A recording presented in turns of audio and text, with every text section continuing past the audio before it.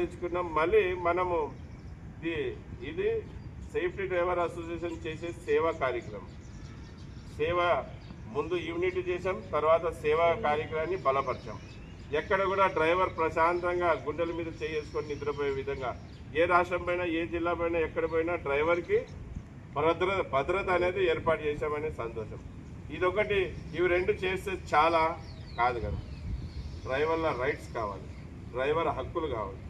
దీనిలో కోసం ముందుగా డ్రైవర్లు బలపడాలి, సంఘం బలపడాలని డ్రైవర్ జోడో యాత్ర చేసి, డ్రైవర్ జోడో యాత్ర ద్వారా కూడా డ్రైవర్లను బలపరుచుకుంటా, సంఘాన్ని బలపరుచుకుంటా ముందుకు పోతుంది.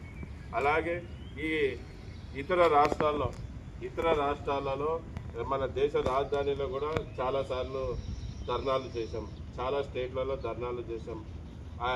ఎక్కడ అవకాశం ఉంటే అక్కడ డ్రైవర్ గొంతు వినిపించుకుంటా ముందుకు వెళ్తున్నాం. మళ్ళీ ఇలాగే ముందుకు వెళ్తున్నాం. ఈరోజు తెలంగాణలో కొన్ని జిల్లాల్లో మా సేఫ్టీ డ్రైవర్ అసోసియేషన్ ఉంది. తెలంగాణ వ్యాప్తంగా సేఫ్టీ డ్రైవర్ అసోసియేషన్ కావాలని డ్రైవర్లు కోరుకుంటున్నారు.